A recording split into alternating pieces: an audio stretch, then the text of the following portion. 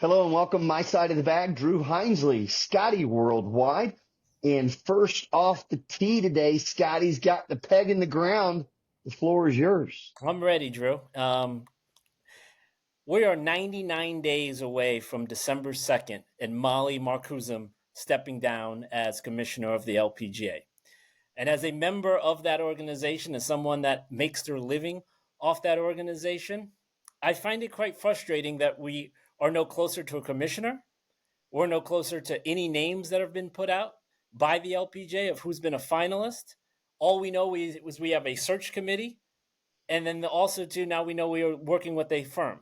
Now on that search committee, we have three names that were on that committee that hired Molly. And so I just find it frustrating that I feel like we're kind of doing the same thing with the Live and the PJ deal, that we're just talking about it and not getting any closer. Now, it came out 3 weeks ago that Annika Sorenstam wanted Larry Scott, the former commissioner of the Pac 12, to be the commissioner. Now, Drew, you follow college sports better than most. What type of shape do you think the Pac 12 is in today? And largely because of Larry Scott thinking that he could outsmart the system. Now, I know he's an educated guy, went to Harvard, played tennis at Harvard, ran the WTA, and did it quite successfully. But in no way do I think we should allow him close to the LPGA. Joe Corzano put out an article entitled, "If the LPGA is dumb enough to hire him, then they deserve him." Ask any Oregon fan, ask any UCLA fan, they will tell you this guy is the reason why UCLA and USC find themselves in the Big Ten and not on a West Coast conference these days. So I call upon all of the board members and the search committee to please not hire Larry Scott and to please hire someone in golf. We strayed away from golf last time, and you saw what we got. Traveled 44 hours last week over to China and back. Had a conversation that we could actually had a real playoff system in the LPGA. We had Wilshire ready to go. That would be ready in September. We had Pelican ready to go. We didn't get a playoff system because Molly said no. We didn't want to move Japan. We would have played for over $10 million those 2 weeks. The deal was done. Outlier had signed on. We need help, and we need help fast. We're about to play our first major here in April, and we have no direction about what the LPGA leadership is. It's time that we get someone and we get a commissioner now. First off the tee, coming in hot. Yeah. Scotty Worldwide. That's a lot of information right there to digest. And we'll actually start our first 9 with the LPGA commissioner search. There is some breaking news today with Tiger Woods. We will get to that immediately following. But since this was first off the tee, I thought I would follow up with my notes. We were going to cover this subject anyway. And it's just natural just to flow right off of your first off the tee. So hole number 1 in our first 9, Alec Baldwin. She is currently leading the Korn Ferry Tour, the first female to be the commissioner of a men's tour globally. She's also a former IMG agent. And really, I think the most important part of her resume, she's a former Fenway Sports employee, which means she's connected to Theo Epstein, who insiders tell me is first in line to be the next CEO of the PGA Tour. So why wouldn't the LPGA sign Alex Baldwin, to be their commissioner, and then she can finally, after it was rejected 20 some odd years ago, finally bring the LPGA and the PGA under the same umbrella.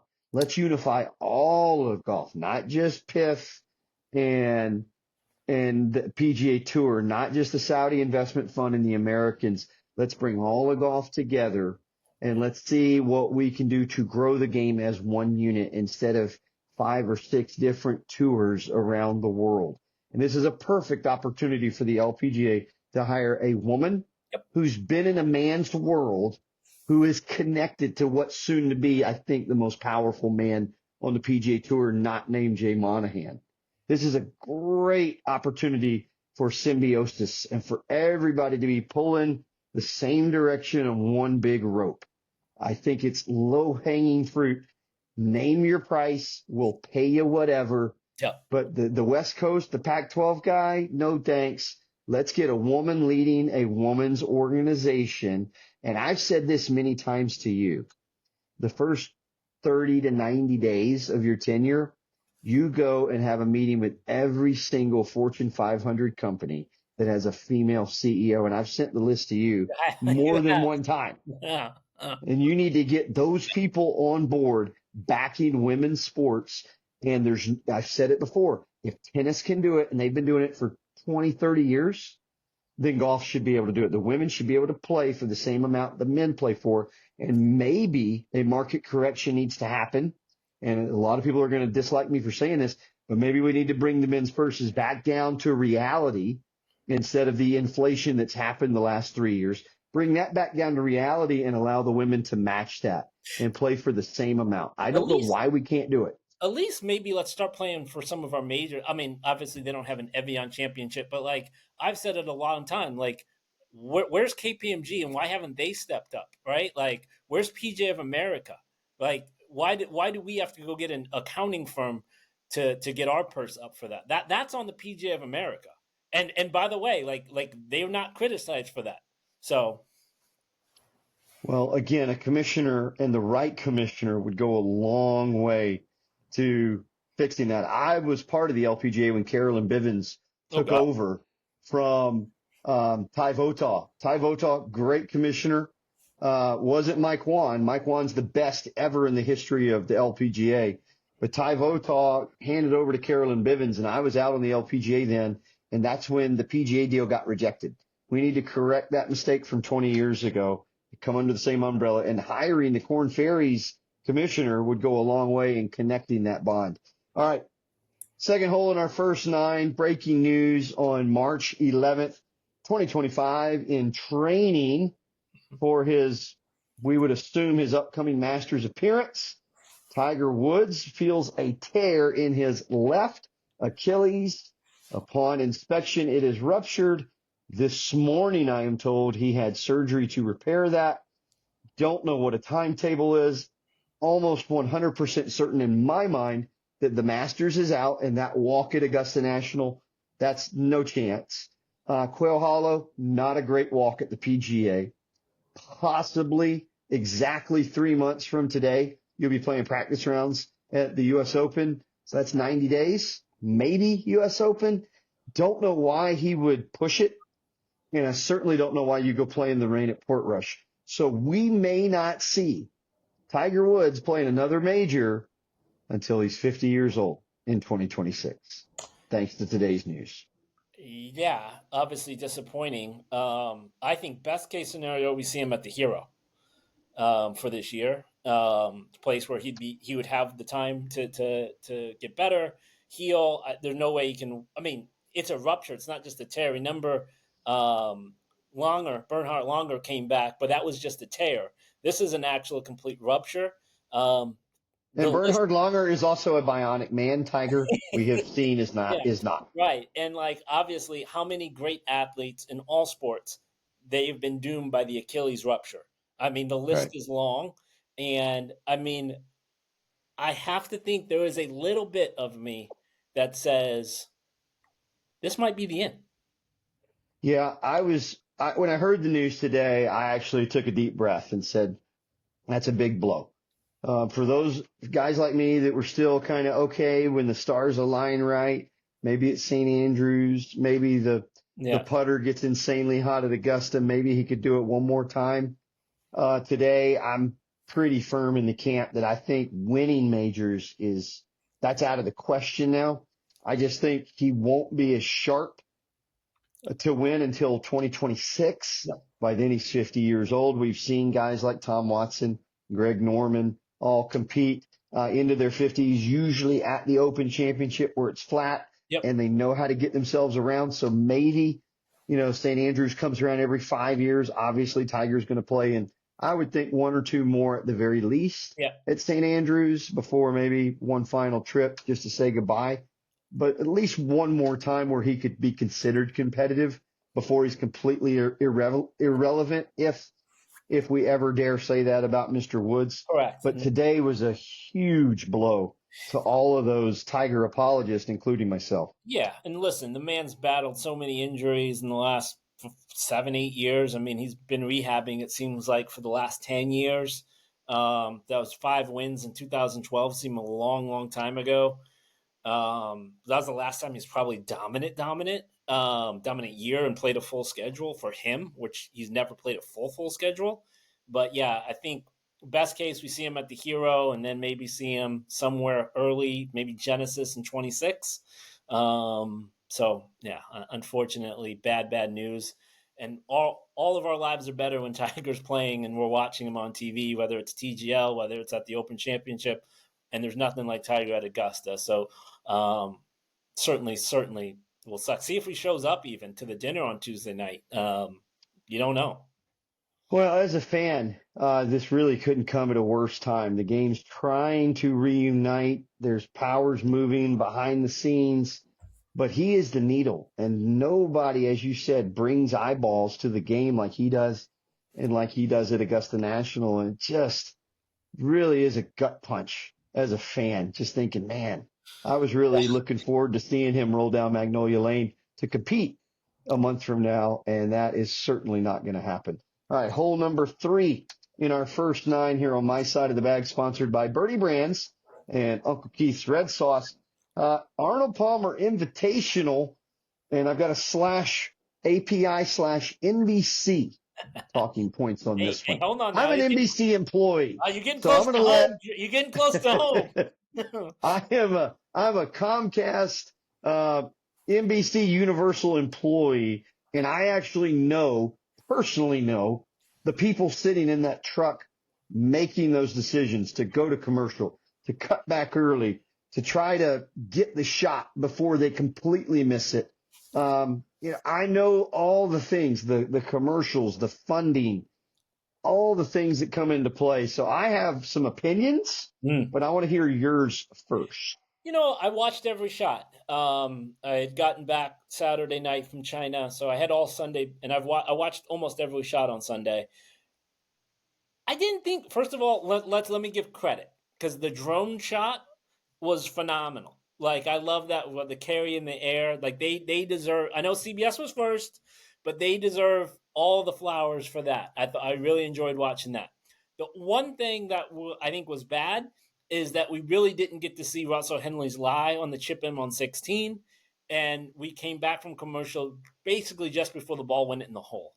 So that to me is the big thing that we didn't get to see, which basically changed the entirety of the tournament, because it changed the way they played 17 and 18. It flipped Colin. Colin hit a good wedge in there, just hit it too far, made 5, and Russell made 3, so 2-shot swing there.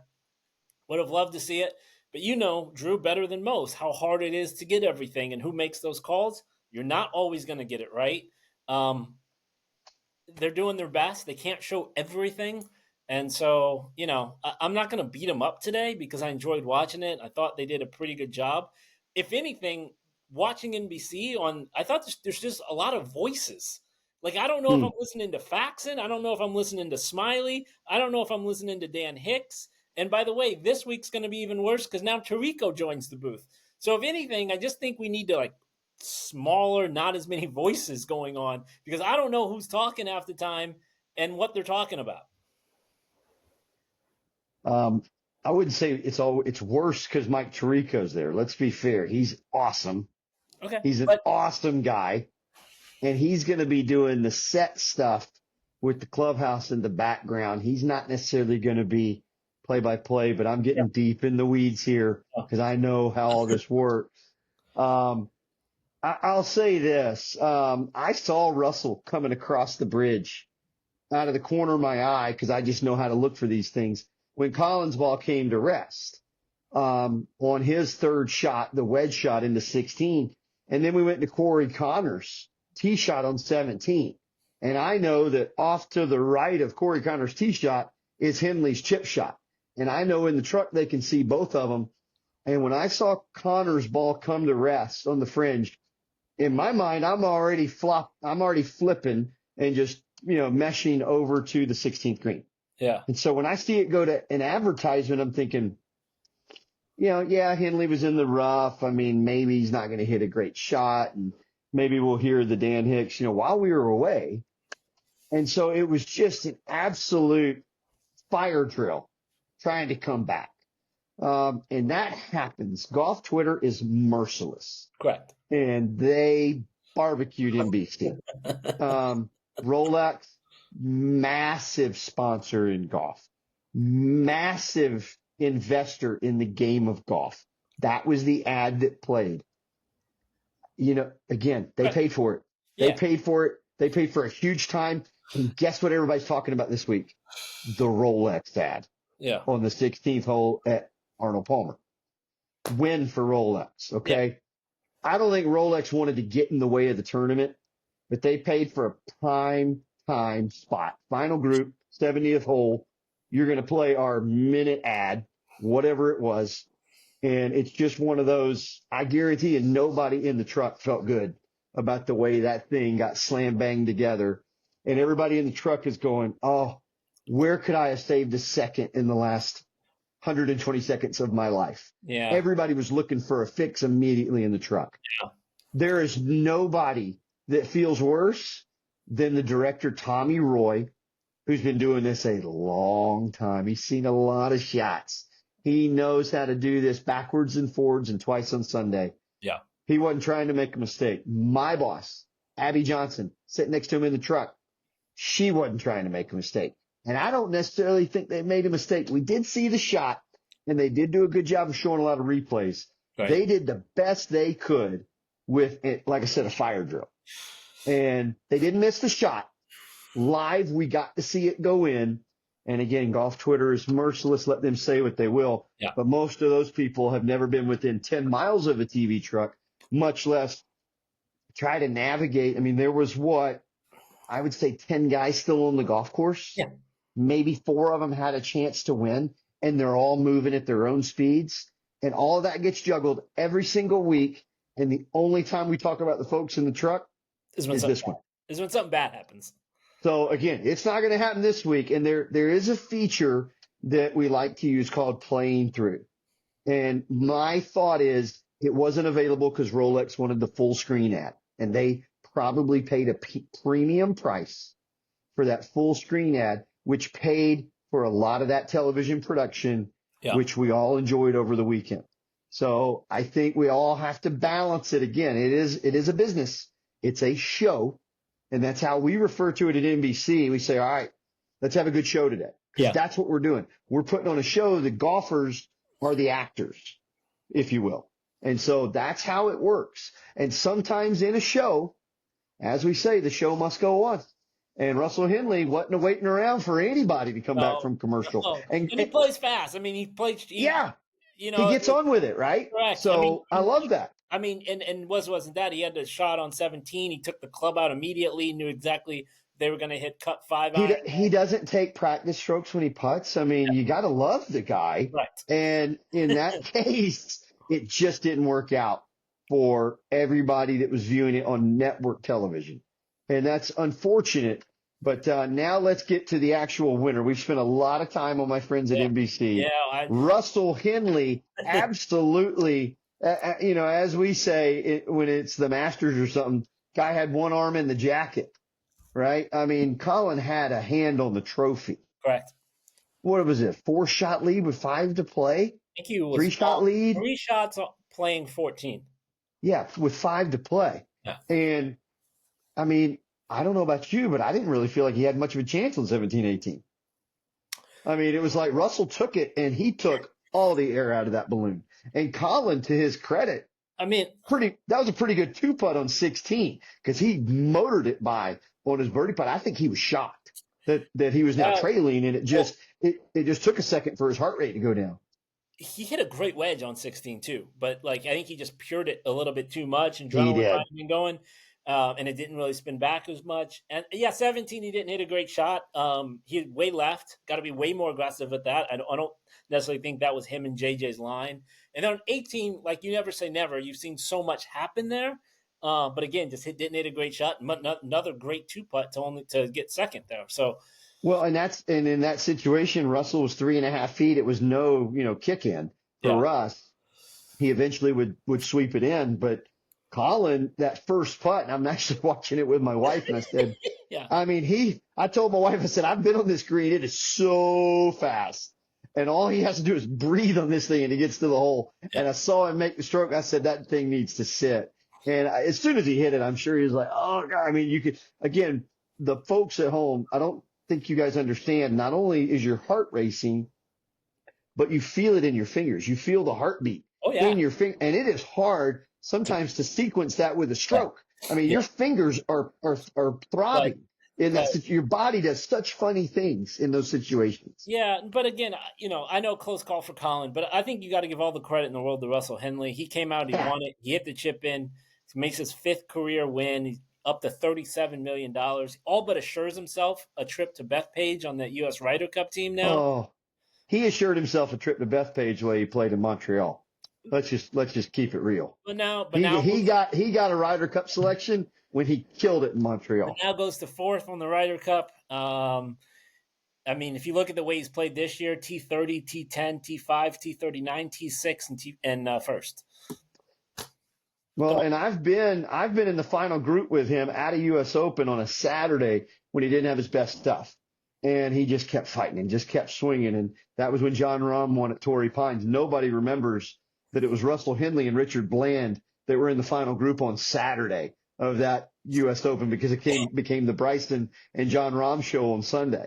And Rory was involved. So Richard Bland and Russell Henley, just a minor afterthought now, but they were in the mix. And then Oosthuizen have a chance, but then couldn't go for it on 18. It was Oosthuizen and Mackenzie Hughes on Sunday in the final group I was with. And yes, Louis hit it in a divot in the left intermediate and had to lay up. It was trying to hold his third shot to tie John. It was a great U.S. Open, but Henley was in the mix there, 36 holes, I think, right there next to the lead. So Russell Henley's been on a good run lately, but he started showing form a couple of years ago even. So congratulations to him. And I think right now, two of the top guys in the world are Georgia Bulldogs, Sepp Straka and Russell Henley. Am I wrong there? You're right. You're right. A couple of darn good dogs up there around the top. I'm just saying. Hey, Georgia. Go Dogs, baby. Georgia's got it. I mean, they might win in golf. Sure the hell can't win in football. Listen, we're going to get a basketball team in the tournament. Don't know how that's going to happen. We got a losing record in our conference play, but it's a pretty good conference. And baseball, we're a top 5 team. I mean, we're turning into a year-round sports school, not just September through November. Wow. You know you're searching when you're an SEC football team and you bring up the baseball team. Hey, listen, it is March 11th. Okay. We got to keep it current. We got to stay in the present. Okay. I got some things to cheer for. All right. Keeping our first 9 going here on my side of the bag. 54 League in Hong Kong. Not too far from where you were. I think they were probably about 45 miles from Hainan Island. And you were just a little bit further to the west than the Live guys, the 54 guys were last week. Sergio with a big victory. Yep. And how about Lefty showing up in Hong Kong? Is Lefty back? Well, I mean, hey, Hong Kong's known for money. And if there's anybody that likes money more than Lefty, I have not met that guy yet. So he wants to show up and make some change, and he did last week. It's his best result ever in a Live event. 3 years. First time he's just been the beginning of the 3rd year, best result he's had. And man, if you're not going to have Tiger at Augusta, Lefty trending is a very good thing for everybody involved. Do you agree? I'm in. No, this is fun. Obviously, Sergio playing good. Sergio's been playing good. I think there's a world. Now we're talking about Ryder Cup year. Bethpage, New York. No chance. Say it ain't. No chance. Sergio Garcia. Oh, Sergio could be there. And not Phil. No. And listen to if you're under, what would you say, 35 years old, you probably don't remember Sergio showing up on Saturday at Bethpage in the final group of Tiger Woods dressed head to toe in canary yellow. Re-gripping. Those New Yorkers, hit it, Sergio, hit it. Come on, Sergio. Oh, if he's there, I'm going to be inside the ropes. How good is that going to be? How good is Listen, that going to be? the last Ryder Cup that Sergio was in, I was with him 4 out of 5 sessions. And the fans in Wisconsin, come on, guys. I mean, we're not talking about an aggressive bunch of sports fans. Yeah. And they were wearing him and his family. His father-in-law almost went over the ropes on the 16th green going after a couple of cheeseheads. I can't imagine. I can't imagine what's going to happen at Bethpage. And I guarantee you, my luck, I'm going to end up in that group with Sergio if he's in the Ryder Cup. And it's going to be wild. And I'm all here. I'm for it. No, I can't wait. I think that would be awesome. The TV, I mean, the European team is stacked, so Sergio's got a long way to go. But, I mean, he's playing great. Great to see Phil. But well, I mean, heck, every European that wants to be on the team, they're just winning PGA Tour events. What a run. I mean, seriously. Yeah. Like Paul McGinley is on the set at Golf Live right now, live from the Players. And he's just like, come at me, boys. I mean, we got winner after winner after winner, and we're just getting the season going. I mean, also, can we talk about this, though? DFL at 54 Hong Kong, Dustin Johnson. And do you know who cares the least about that of anybody in the world? Maybe AJ? Dustin Johnson. Just doesn't care.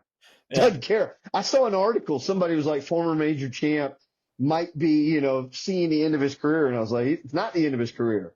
But I can tell you, nobody cares less about what anybody else thinks. A DFL. So what? Do we think Dustin ever competes at a major again? Oh, yeah. Yeah, I mean, again, he's the defending champ at this year's U.S. Open site at Oakmont. Don't sleep on DJ at Oakmont. Okay. It's not necessarily a bomber's course, but he can use his link in certain places. Okay. In the par fives, like number 4, number 12. Number 12 may be one of the hardest par fives in the world. And DJ will probably, the play there is actually hit it long because the whole green is sloped to the interstate. And you just hit it long and then you chip back up the hill in your third shot. DJ may be one of the few guys that actually knows I'll just bomb it towards the interstate and chip back up the hill all 4 days. And that may be the key to his victory. We'll get to that later. Hey, this guy right here announced that he is looking for a new golf ball. And boy, if anybody knows how stressful that is on the caddy, I do.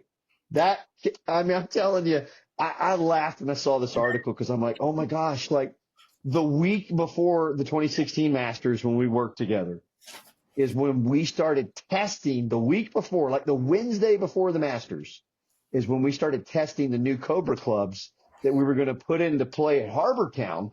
And he liked them so much, he said, I might be playing these at Augusta next week. I mean, we were considering 8 days before the Masters changing clubs, changing the whole bag. It was so stressful.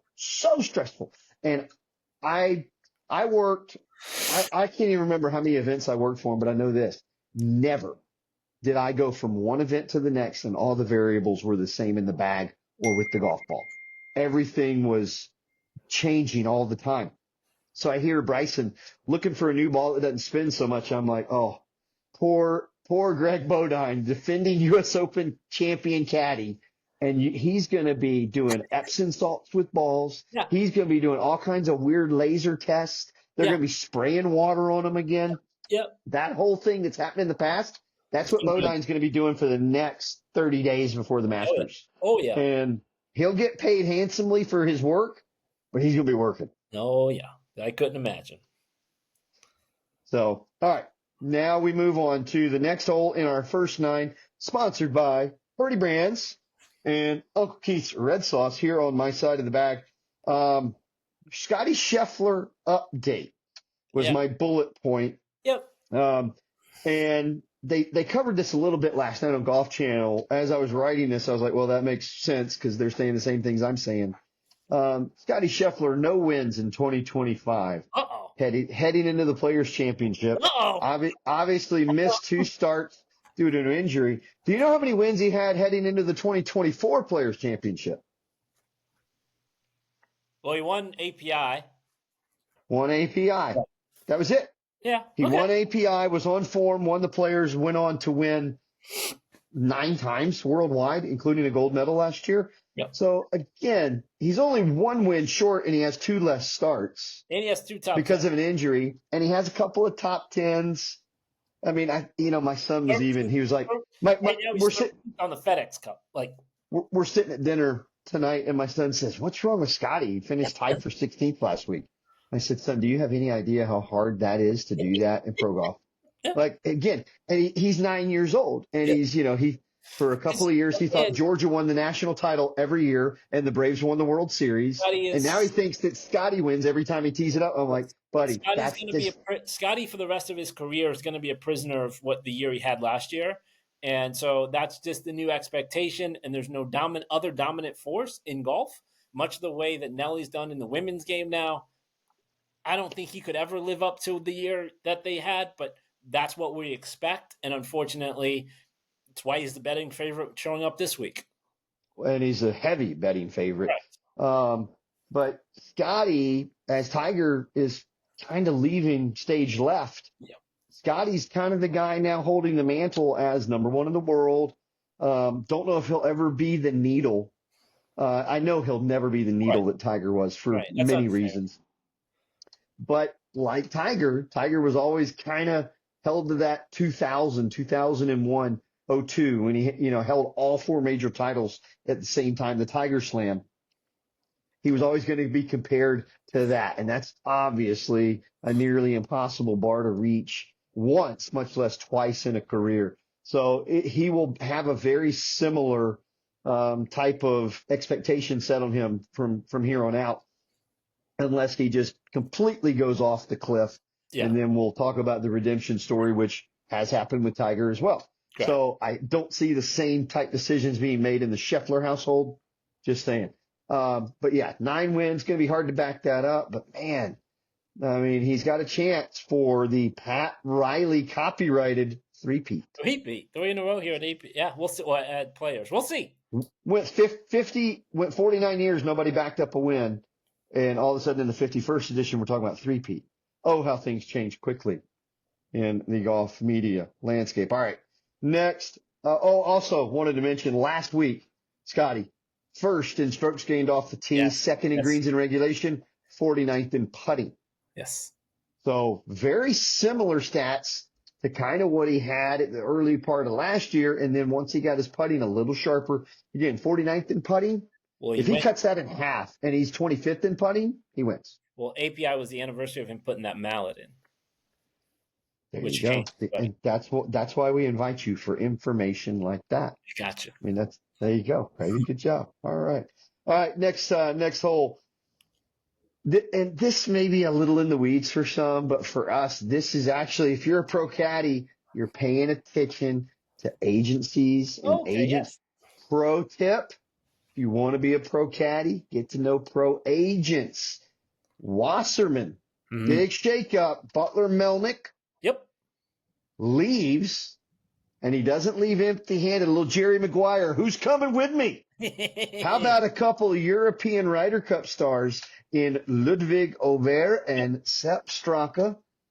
Possible American Ryder Cup player Austin Eckroat, and a media personality where I work at NBC, Kevin Kisner. Out the door with Butler Melnick, son of Steve Melnick, who was famous for winning a lot of golf tournaments and also for broadcasting for CBS in the Masters for many, many years. So Butler Melnick leaves Wasserman.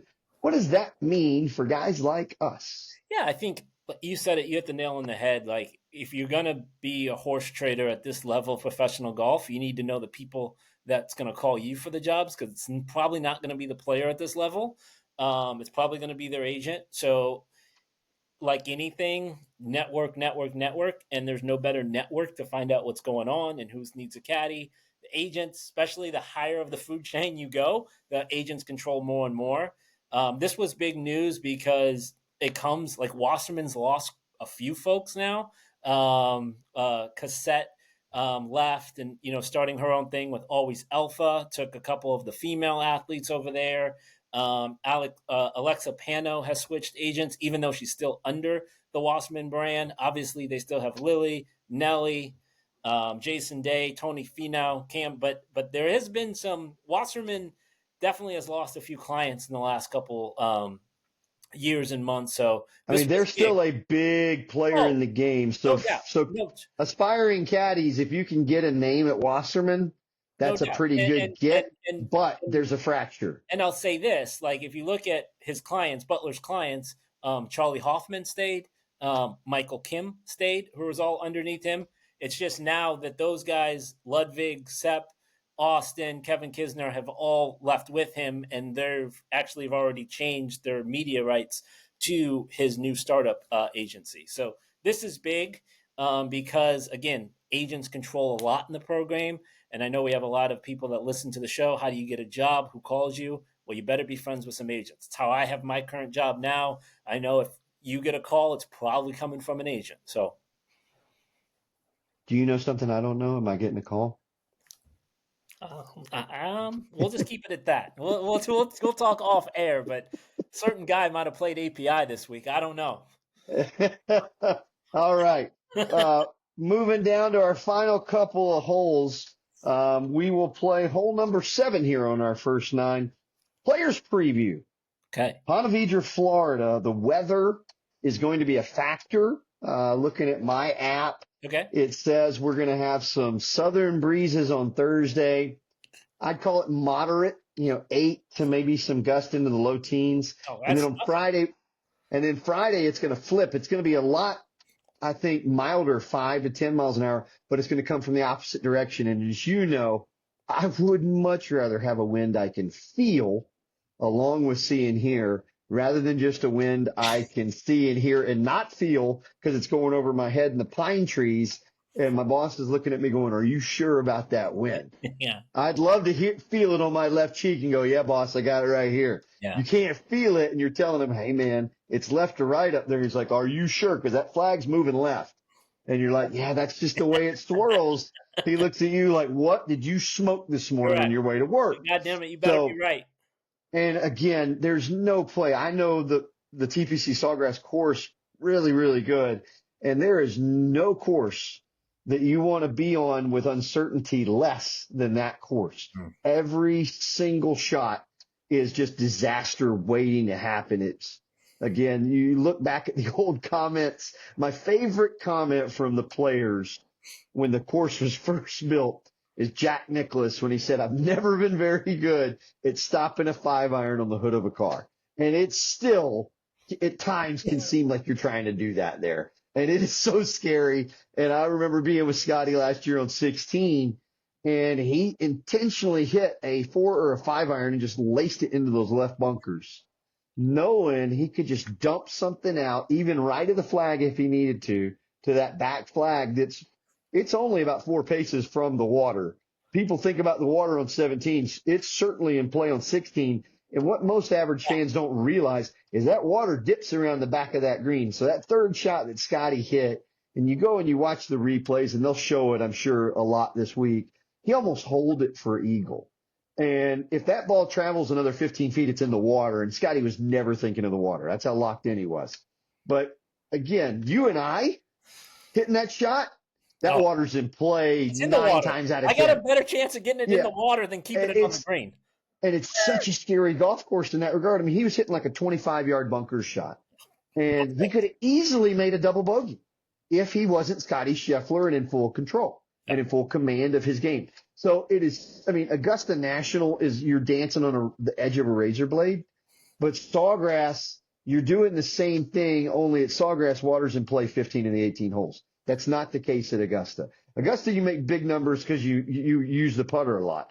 TPC, you make big numbers because you hit them in palmetto bushes and ponds. Yeah. And and because you can see it and you can see the bulkheads and they'll put the pins right there next to the bulkheads on 13, on 17, even on number 4 when it goes over to the left. I mean, it's so scary because if I just tug this a little bit, it's gone. So they're bringing an extra box of balls in the bag this week is what you're telling me.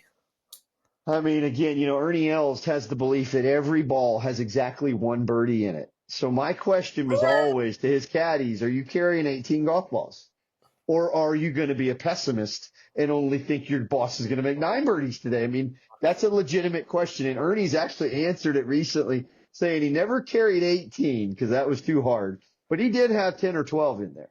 And again, I really don't know a pro that doesn't have 10 or 12 balls in the bag. That's a I lot of mean, golf balls. That's a lot of golf balls. hey, job I mean, security is what I call it. I mean, 6 or Ma- 7 max. Again, I'll carry as many as they want me to carry. And for Ernie, it looks like it's 6 sleeves, baby.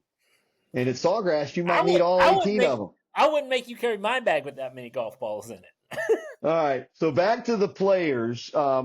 I think it's going to be a really fun year. They've actually reintroduced, I don't know if you know this, they've reintroduced the overhanging tree on the 6th tee box that was taken down years ago. I saw it today on a couple of the practice rounds.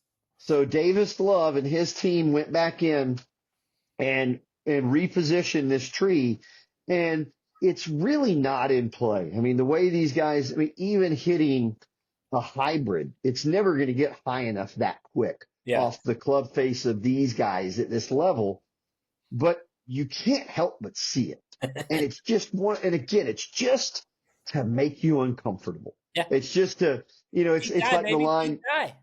It's like the line, somebody got on the first tee with Tiger once and they said, what are we playing for? He said, whatever makes you uncomfortable. And I feel like that's how Pete Dye designed golf courses. What can I do to get inside your noggin and make you have to adapt your mental game? I mean, that's the genius of 17, right? It's a pitching wedge for most of those guys, but it's surrounded by so much water, you have to think about it. Designed by Alice Dye, not Pete Dye. Pete Dye had 17 holes and was looking for an 18th. And Alice said, why don't you just dig out around this little area here? We kind of need some topsoil anyway. We'll just source it from there. Boom, 17th hole at Sawgrass created by Alice Dye. May she rest in peace. And it really is the most famous par 3 in the world. Say what you will about it. I love it. Yeah. It's a wedge. I mean, into that northeast breeze on Friday, somebody may pull out a 9-iron, but honestly, it's no more than a pitching wedge ever. Right, unless you're trying to shape something, and it's such a hard hole. Drew, who do you like this week? Who's taking home the trophy? Ludwig, the way he played, bouncing back from the sickness at Torrey to then win the Genesis at Torrey, I think it's kind of his time. And his caddy, Joe Scavron, has won the Players before on the loop with Ricky Fowler. So he's got an experienced guy. I really do like the swinging Swede this week. I think it might be a good year for Swedish golfers. I'm just saying. I like that. Who you got? I'm going Jason Day. J-Day, former winner there. Yeah. And now reunited with Colin Swatton, my buddy. Played really good last week. Colin and his wife, Lisa, have always been so kind and generous to me. And so it's so nice to see him reunited with Jason, who played a little bit better this week. What many don't know, Colin also coaches Carl Phillips, who won last week in the off-field event in Puerto Rico. So Colin Swatton might know what he's talking about after all. Sunday Red. That boy, Colin Swatton. And you're going with one of Colin's students to win the Players for the second time for Mr. Jason Day. Yeah, I'm heavy on Ludwig. I'm heavy on Sepp Straka. I mean, I think it's the year of the European Ryder Cup player right now on the PGA Tour. You're all about the Euros. Right now the proof is in the pudding. I mean, they're just playing really good. So I like Sepp with Dewey, who got in contention with Kisner there a couple of times. He knows what he's doing. Again, experience is a lot at that place. It's not considered a major, but experience at majors is usually what separates the field. And for the caddies, that's a big deal too. If you're a rookie caddy there, I don't envy you this week because you got some work. They had a half a day of Monday canceled because of the weather. So if you're a rookie caddy, I think there's 25 rookie players, and I know some of those are rookie caddies. I wouldn't put too much money on any of those boys playing deep into the weekend. Let's just say that. Fair. All right. Hole number 8. Keegan Bradley, player / captain. at the Ryder Cup. It's starting to get a little bit of traction just based on his results. I think a T3 at Bay Hill. Yeah, And another really good week. if Keegan were the playing captain, do you know when the last time either team had a playing captain in the Ryder Cup? I don't know Ryder Cup. No. Okay, it would be Mr. Arnold Palmer, Okay. 1963, at my home track of East Lake Golf Club. How about that?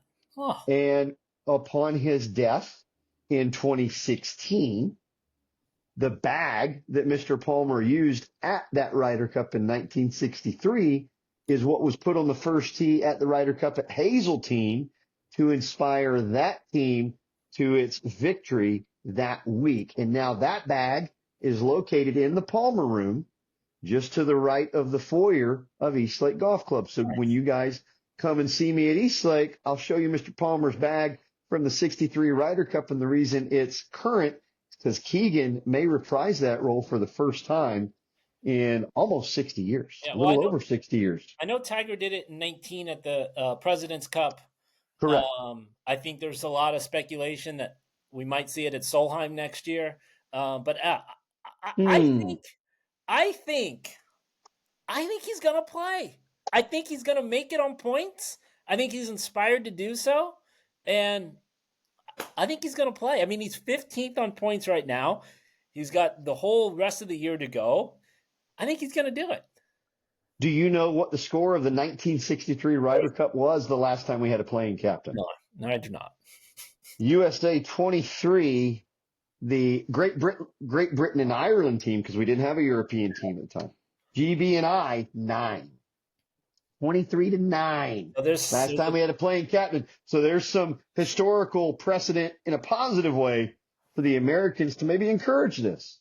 Now, I'm not saying Keegan Bradley's Arnold Palmer, right, but I think he's making his own life a little bit more hectic. I can promise you that. Yeah. Because it is a lot to take on. There are so many little things that people don't even think about that are big. You know, the food, the menu, what we're doing for guys, practice schedule, the stitching on the clothes, and again, he's got people to handle the meat and potatoes of this stuff, but you're still involved. There's still a lot of emails. There's a lot of back and forth. Yeah. And as you know, the last thing you want your player on tour dealing with is outside distractions. There is no bigger outside distraction for Scotty Vail and his boss, Keegan Bradley, right now than that big old gorilla in the room that sits at Bethpage Black. So let me play the hypothetical, Drew. Let's say he's 10th on points when he's asked to make his picks. Is he picking himself? He's already said he won't. He said if he earns it on points, then he'll play and he'll rescind his captaincy role. But again, he's also said he's going to confer with the guys on the team. And as the summer evolves, we're going to have guys that are automatically qualified. You'll have that nucleus of 4 or 5 guys, and he'll probably go to them and say, "What do you think?" And they'll say, "Dude, you're only 8th in points because you've started so far behind or whatever. You should go." So it'll be interesting to see what they say. And again, that was the gamble that the PGA of America took, taking a guy that was frankly that young. And again, putting my own personal opinion in here, which is what this show's about. But I don't know why Stewart Cink wasn't named captain. I'm still a little bit steamed at that. I felt like Stewart was kind of right there helping Zach in Rome, and I felt like Stewart earned a spot. Well, that didn't go great. It didn't go great, but again, Stewart stood there and saw what happened and maybe understood how to fix some things. And let me give you the other side of it, right? It's that I think for a long time we've seen like this become the old boys club and the same type of back and forth. PGA of America said, "No, let's shake it up." And they shook it up. They shook it up, but that old boys club did not include Stewart Cink. And that's the thing. I felt like Stewart was just detached enough. He wasn't part of the club as much as Zach was. And with Zach taking some of the captain's picks that he took, I think he took some heat for it, and justifiably so. Yeah. And I feel like Stewart would have been able to learn from that. Stewart is not as buddy with any certain clique out there right now, as he's now playing a Champions Tour schedule. And I felt like it was a better move. And maybe there's a chance, I know nothing about this, maybe the PGA of America reconsiders and says, all right, Stu, we're going to make you the captain, but Keegan has to be on the team. And we figure out a way to make everybody happy at the end of the – listen, if Keegan wins the Players or wins the Masters, he's on the team. Yeah. And then we have 4 or 5 months to really get everything straightened out. And there has to be another captain. No, it doesn't. So do you elevate Brandt Snedeker? No, it doesn't. Just let the assistants do it. Okay. This is going to be fun. I actually want Keegan to play good because I want this to be a mess. Me too. Because it's fun for us. This is like why I root for March Madness, because I want there to be chaos. You want there to be 4 16 seeds in the Final Four. Yes. That would make you so happy, right? I love that. All right. Final hole here on the first 9, sponsored by Birdie Brands and Uncle Keith's Red Sauce. We are going to be talking very soon to Paul Cormack. Paulie spoke to us last year, I believe, in early May. Early May. Right when the Founders was going on. So since we spoke with him, his boss dropped all the way down to 22nd in the world. Oh, woe is me, Paul Cormack and Lydia Ko. Since being 22 in the world, all they've done is won gold in Paris, won the Open Championship at Paulie's home of St. Andrews, which he said on our show, that was the one he wanted personally. So he got the gold and he got his own personal win. They won in Cincinnati. They came in 3rd in the biggest purse in women's golf, the CME. In Singapore, just a couple weeks ago, named Caddy of the Year. And then 2 days after he gets the Caddy of the Year bib, they win the HSBC, which is known as Asia's Major. Other than that, things haven't been going very good for Paulie and his boss, Lydia Ko. No. I mean, last year he became a citizen and bought a truck. So, I mean, he's full American now. So, he's a Yank, huh? Yeah, well, you folks stay tuned here because the next segment of the show, we're going to have a new Yankee on here, Paul Cormack, and we'll see just how American his accent is. I love that. Sounds exactly like he's just south of St. Andrews. So I guess we'll call him a Southern boy. Yeah, full Southern, straight from Aberdeen. Yeah, so I'm excited to talk to Paul, and I know you look up to him and you're really close with him.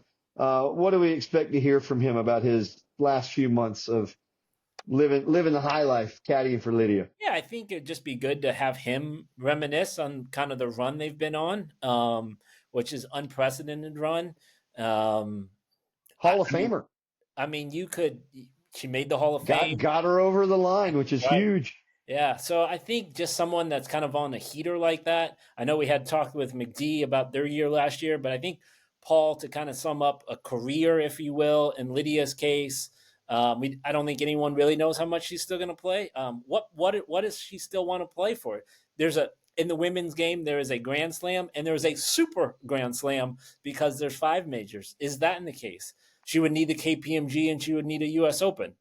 She's already got the medal sweep, so we're done with the Olympics. So I think it would just be good to hear about kind of, what they've been sticking to, what's worked the last 8 months, and what are the goals for 2024 or 2025. So, yeah, I can't wait to talk to him. That's coming up in our next segment.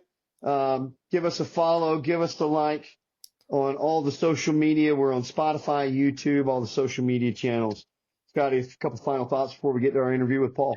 This is going to be a good one. I know we do this for caddies. We've had him on here to tell a story, but now we're bringing him in. If there's a person to learn from about caddying and the appreciation of just the craft and being a professional, just listen to this and it will make you a better caddy. I guarantee you. Yeah. Stay tuned. What you're about to hear, it will educate and inform, and that's what we're here to do. All right. Again, give us a listen, give us a like, and we'll keep giving you a view of the world of golf from my side of the bag.